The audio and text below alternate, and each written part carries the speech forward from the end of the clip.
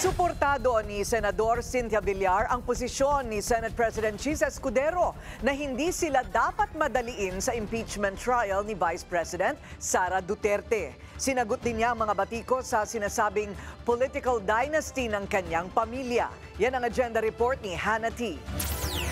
Sa susunod na kongreso na raw dapat ikasa ang impeachment trial ni Vice President Sara Duterte. Yan ang paniniwala ni Senator Cynthia Villar. I don't think we can do that. Maybe they will just pass the rules and all that. Dami namin mga kapatid na pass their bill.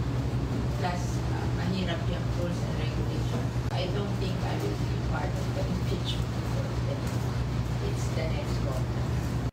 Dumating ang impeachment complaint sa Senado sa huling araw ng sesyon nito kung kailan magre-recess na raw sila. Kaya para kay Villar, hindi makatwira na pilitin ng mga senador para lang balikan ang impeachment, lalo na't may mga senador at mga pamilya nila ang sasabak sa eleksyon.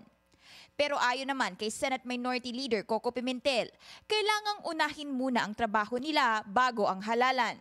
Kaya't binabalak na nitong magsumite ng proposed rules para mapabilis ang proseso. Una na itong winelcome ni Senate President Chis Escudero na sinabing ang impeachment trial ay magsisimula sa Hulyo. Last day of session din nila sa amin. Bigla nilang dinicide na gusto nila mag-impeach tapos kami ang nagsisisihin nila. At hindi nila pinadala earlier. Huling termino na ito ni Villar bilang senador. Tatakbo na si Villar bilang kinatawan ng Las Piñas sa House of Representatives. Sakaling mapasa ang impeachment sa 20th Congress, wala raw siyang balak maging bahagi ng House Prosecution Team para sa paglilitis kay VP Sara dahil hindi naman daw siya abogado. Hindi rin daw siya naghahangad ng mas mataas na posisyon sa Kamara kahit pa may history na ng dating Pangulong Gloria Macapagal-Arroyo na umupo bilang kauna-unahang babaeng House Speaker. I just want to live a simple and productive life.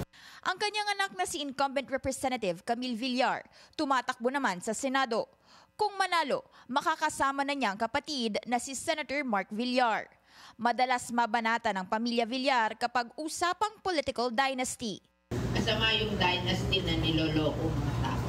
Diba? Di ba mas maganda if you have if your family likes to serve and you're serving the people well and you're honest and hardworking, there's nothing wrong with it.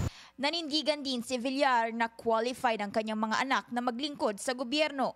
At sa huli, nasa taong bayan pa rin naman daw ang desisyon kung iluluklok sila sa pwesto.